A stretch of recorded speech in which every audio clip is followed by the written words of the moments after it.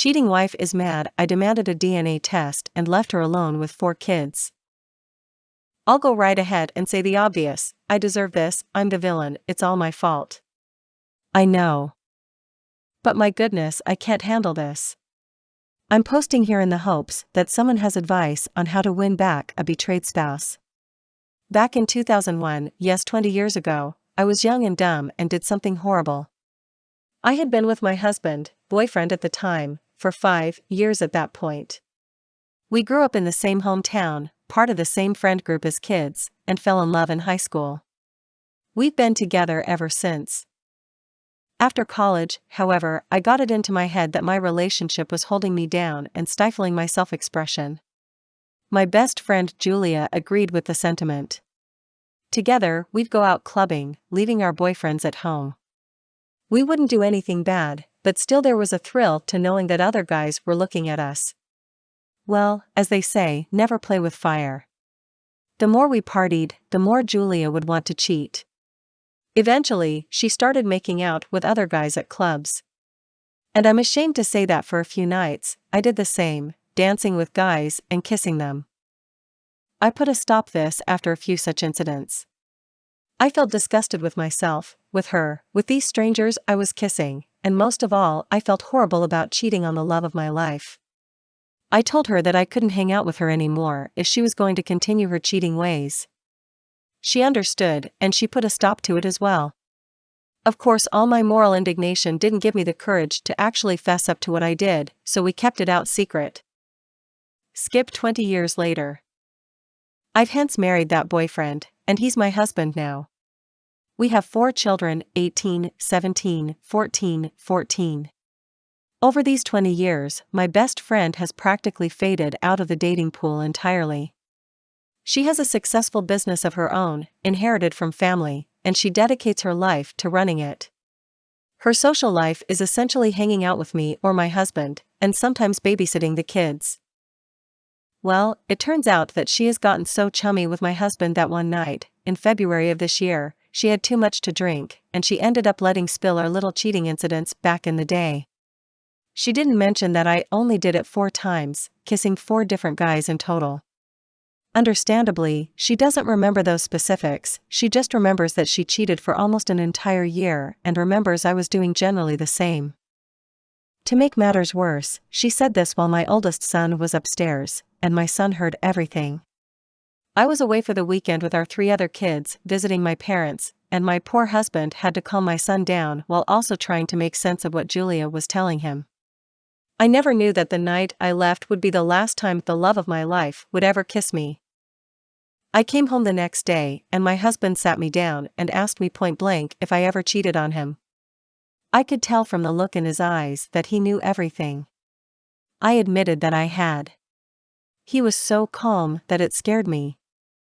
I was afraid for his well-being.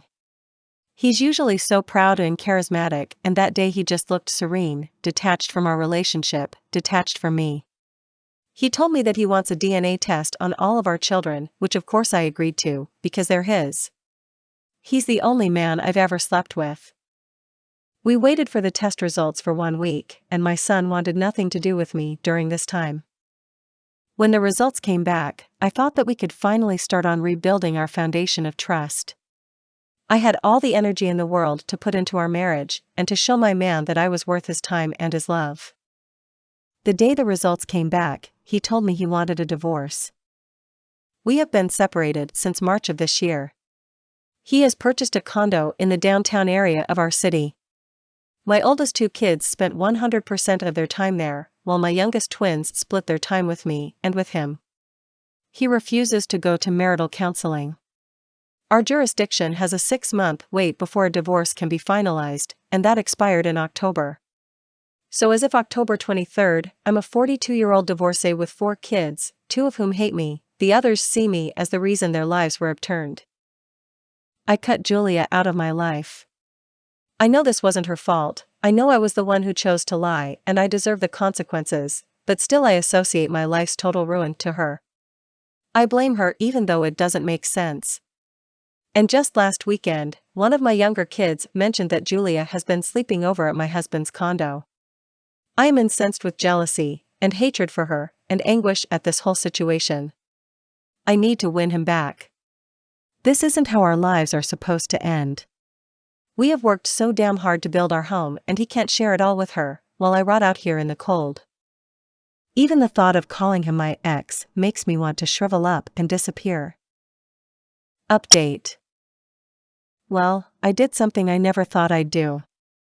I unblocked Julia and reached out to her. We set up a time to meet for coffee at my mom's house when the place would be empty. We spoke for hours, though I can't say that it was like old times. I found myself stuck with a tenseness in my stomach. I realize I still hate her for what she did. I'll never be able to let loose with her like I once did, and that's a reality I have to accept. Anyway, reiterate the facts as she has told them. What were her intentions in telling my husband about my cheating?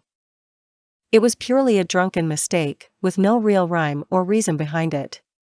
She doesn't even remember it happening, she just remembers my oldest son being very short with her the next morning and my husband later explaining what she had said. How did she behave with my husband after the revelation? My husband cut her off a day or so after I did. He did this because a few days after the incident, via text, she tried to convince him that she was drunk/confused. But this happened after he had confronted me, so he knew that it was the truth she had spilled.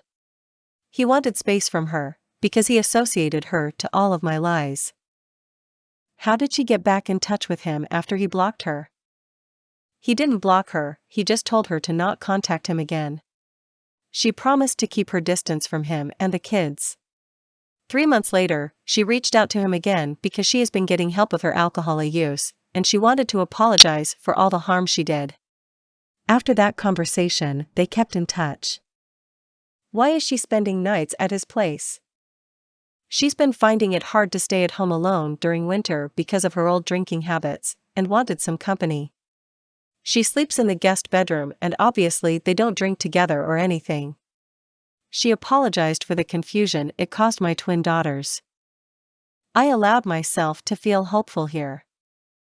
They're not together. This wasn't some grand conspiracy for her to steal him away.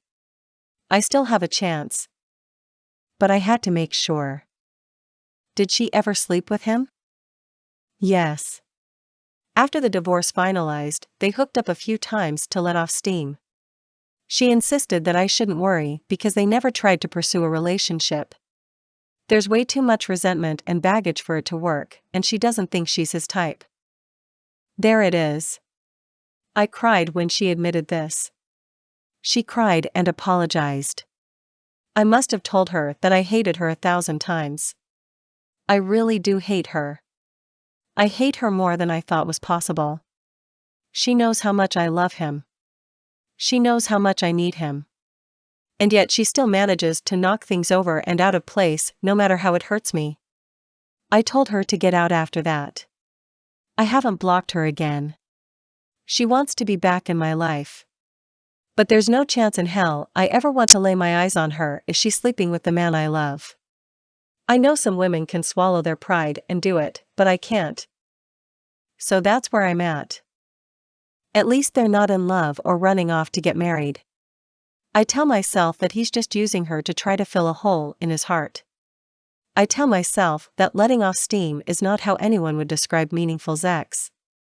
It's a physical reaction to stress and circumstance. But then I remember what she said about her not being his type. I wish I asked her if she's dating now, or if he has his eyes on someone. I wish I wrote down notes on what I wanted to learn and express instead of just going in unprepared. My emotions got the best of me, and now I'm here weeping again until my body hurts from exhaustion. This hasn't helped my obsession with the prospect of him moving on. All this meeting has done is humble me at the thought of him and her making love. I can't let this go on. I need to get him back before he falls in love with someone else. Given the new information I've learned, does anyone have advice on what to do? My fiancé is mad I threw her out and took the ring back after caught her with AP in my bed 2 days before wedding. So, I've told this story on Reddit a few times, but figured this subreddit is the obvious place to get it out of my system. For reference, I'm now 31 of him, but this happened in 2014 when I was 26 and my ex-fiancée was 25. Let's call her Barb. We met in college and dated for 3 years prior to our engagement, with a wedding date booked by the 4th year. Neither of our parents are well off financially, and she was attending grad school, so the financial responsibility fell on me, which totaled $20,000 that was paid in full 4 days prior to the wedding. Leading up to that nightmare of an evening, we had our typical mid-20s relationship issues with bouts of poor communication, excessive drinking on weekends, and an occasional fight over trivial bullcrap. Aside from that, we had a great relationship and spent a ton of time together figuring out post-college life and planning for our future. As I said above, the wedding and reception venue cashed my check 4 days before the wedding, and the contract stated this was non-refundable. Over 120 guests were confirmed, a couple dozen from out of state, tuxedos and bridesmaid dresses were fitted and paid, and everything was falling into place. Now let's get to the inevitable crapstorm of events that you're all interested in before I keep rambling. The night in question was a Friday evening in our new apartment that we'd moved into a few weeks prior, and we decided to have about a dozen friends over to pregame and head out to the bars in town. Included in this group of friends was my buddy whom I've known since kindergarten, we'll call him Ricky. Barb and I had spent a lot of time with Ricky over the last 3 years, and he was definitely one of her favorite one of my pals, which is generally awesome when you're so gets along with people in your social circle. The night started at a local hookah lounge that was BYOB, so by the time we left there, a 1/5 of Jameson and 30 rack of Yangling were gone and everyone was buzzing. The next 3 hours were spent between 2 to 3 bars that resulted in the entire group devolving into a drunken, belligerent mess. Once the bars closed, most people went home with the exception of myself, Barb, Ricky, and another couple who came back to our apartment for a nightcap. Once back at our place, the couple only lasted another 20 minutes before calling it and making their way home, so I was left with Barb and friggin' Ricky. Earlier in the night at the hookah bar, I noticed Barb checking her phone more than usual, and simultaneously Ricky checking his phone after she would lock the screen. I almost put 2 and 2 together, but why would I worry about them planning anything shady 2 days before I was supposed to marry this girl? Back at my house, I was fairly sober and noticed all the booze was gone, so I was contemplating picking up a couple of 6-packs from a local spot that stays open until 3 a.m. Barb and Ricky were definitely on the liquor and tanked, but there was no reason to suspect anything sketchy would occur if I ran out for 20 minutes. Once in my car and preparing to exit my apartment complex, I got a sinking feeling in my gut that something wasn't right, and it completely freaked me out. So, I called my best bud, and he agreed to be picked up and join me on the beer run and accompany me back to the apartment. After grabbing some Bud Heavies and returning home, we walked up to the sliding glass door that led to my living room that had a sectional to the immediate right. We opened the door, took 2 steps inside the apartment, and my ex-fiancé was completely without clothes and mounted on Mr. Ricky ducking tonsil deep down each other's throats. The amazing part of the situation was neither of them appeared to notice that my buddy and I were 10 feet away watching their sloppy, drunken escapades. After 7 to 10 seconds of attempting to comprehend the current situation, I lost it, dropped the booze, threw her backward off Ricky completely without clothes, and landed 2 hard right hooks to Ricky's eye and cheek while he was still laying on his back with the most terrified look on his face. At one point, after he woke up as an elephant man, he actually tried to drunkenly approach me and wrap his arm around my shoulders to apologize.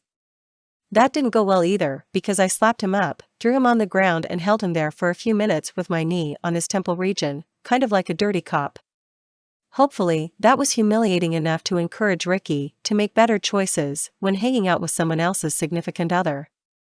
To put things in perspective, I am 6 feet 220 inches lbs and have played hockey my entire life. He is 5 feet 6 inches 140 pounds and a runner. Immediately following the offense with my fist, Ricky started snoring, didn't know this was a thing, and was asleep for at least 5 minutes while I was losing my mind over the situation.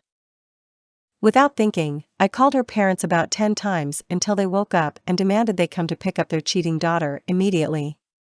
Their house was only 5 minutes down the road, so they walked in shortly thereafter while I was laying into Barb about her unforgivable, disgusting decision.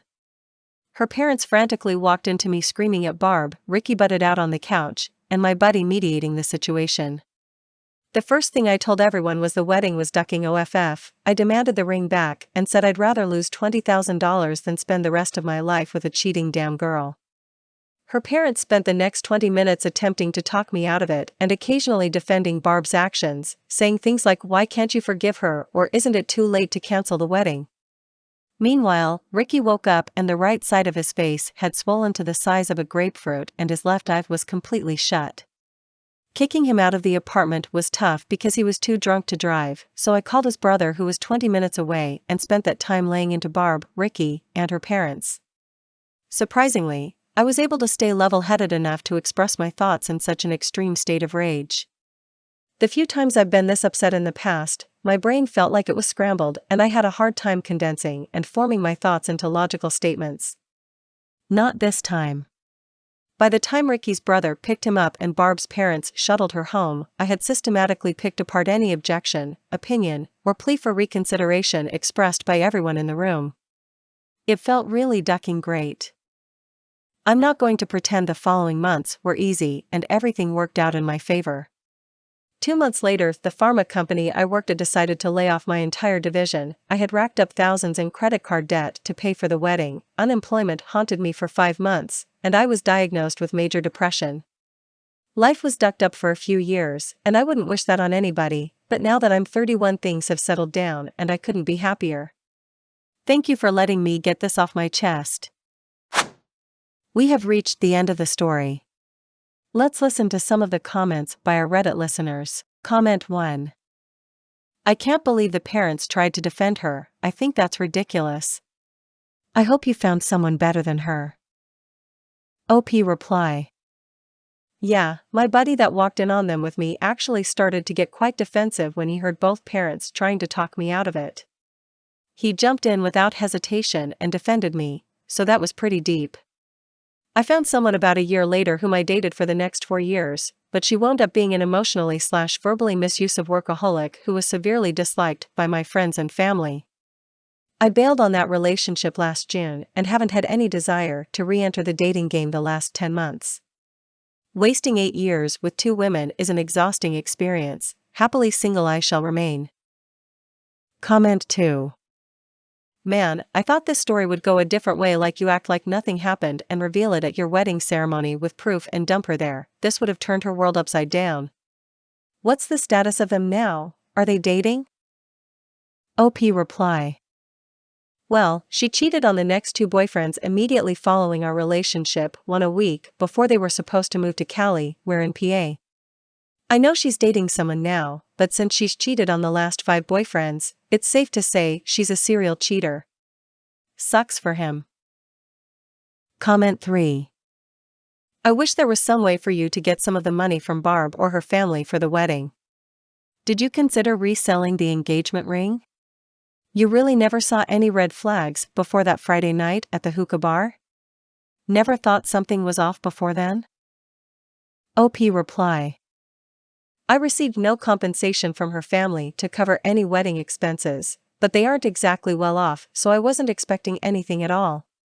The engagement ring was a tough one because although I paid about $1,700 for it a year prior, Barb managed to beat the ever-living crap out of it during that time. The ring looked not really good, and she managed to crack the smaller diamond on the left and scratch up the white gold on the outside. I took it to 4 to 5 different jewelers for an appraisal and the best offer I received was $100, so I just accepted and used that money to buy tickets to see the Black Dahlia murder in Philly. Worth it. I'm definitely much happier these days. Cognitive behavioral therapy was fantastic for a year in conjunction with Lexapro 20 mg that I still take just in case. Life circumstances improved drastically as well, so it's been a bumpy ride, but I'm cruising along.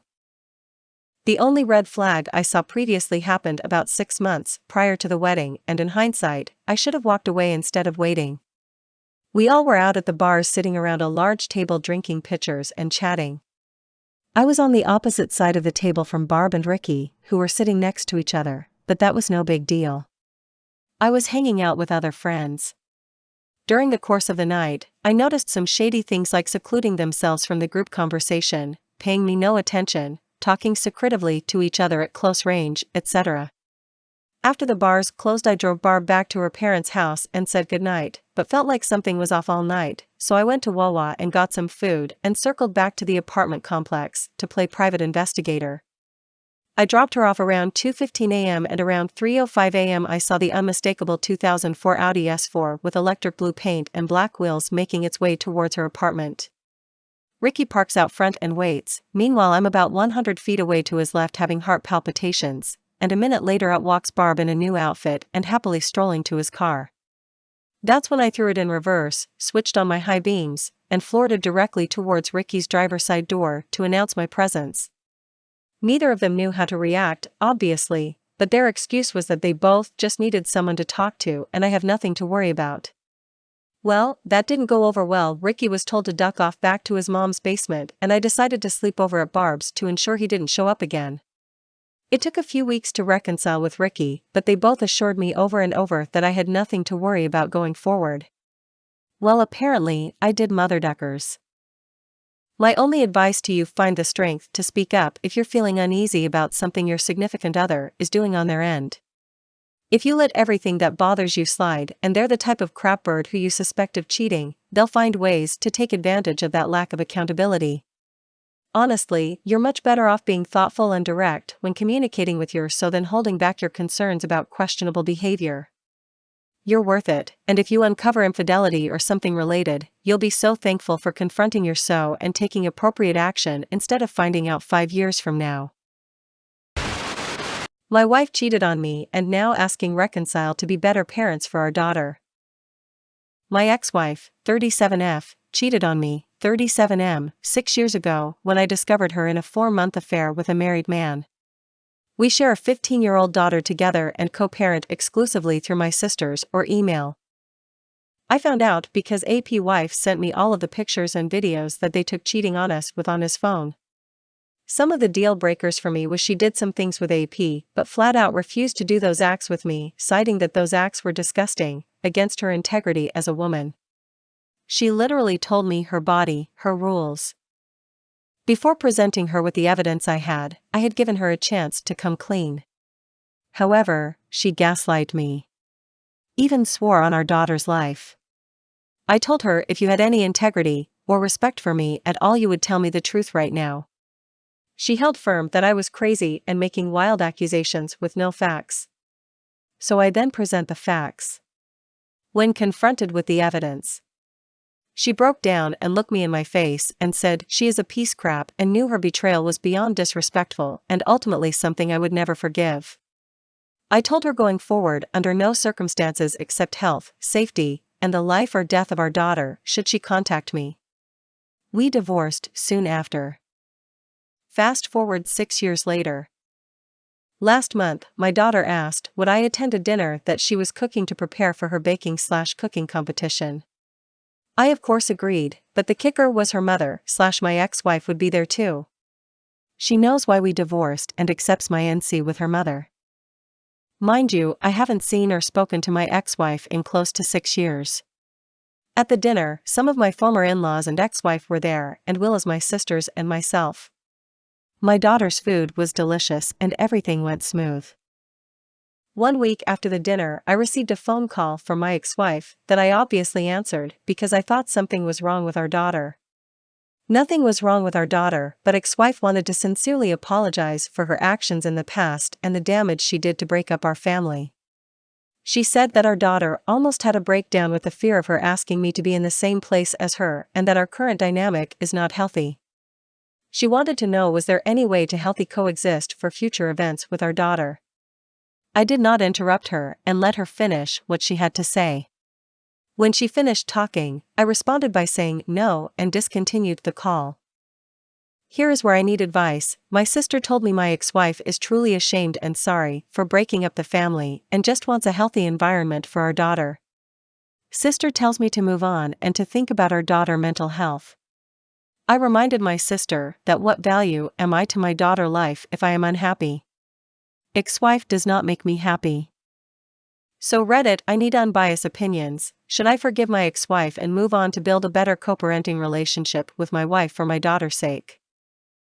Update.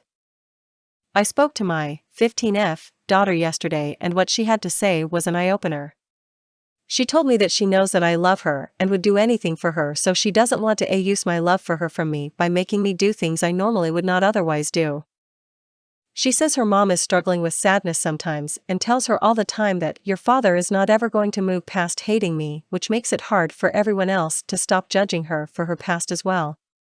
Apparently, my ex-wife is venting her grievances with our daughter because she has so few friends. Context: ex-wife lost the majority of all of our childhood friends, as we all grew up together. None of the husbands want their wives hanging out with her due to the fact she used girls' night as an excuse to be with AP, and some of the wives knowingly and some unknowingly covered for her. This caused a lot of drama. It is a common belief that some of the other wives were cheating as well, but no other proof can be found. Since my divorce from the ex, the other wives have essentially removed her from the group to save their marriages. The daughter also explained to me that she missed our family being together if she was being honest, but understands that me and her mother love her. She then asked me about forgiveness, and then about unforgiveness, things people cannot be forgiven for. I told her that is ultimately a standard you have to set for yourself. It comes from the morality and values you have within yourself. I explained that sometimes you can dislike the actions, but not dislike the person. And sometimes you cannot unassociate the actions from the person. I said her mother is someone whose actions I cannot unassociate with her. I said it doesn't mean she is a bad mom, it just means she is someone who I cannot disassociate with her actions. As a result, me and her relationship can never be the same. I then told her just because someone says sorry that it doesn't mean that everything is okay. Unfortunately, some actions have consequences, and in her mother's case her actions are a part of who she is as a person. Daughter then asked me if I have ever forgiven someone who has hurt me before, and I said yes. I have forgiven a lot of people. Forgiveness is a very important quality to have as a person. Ultimately, we had a very good conversation last night and said me and her mom will always be there for her when she has big life events. I will be talking to my ex-wife soon about her comments to our daughter.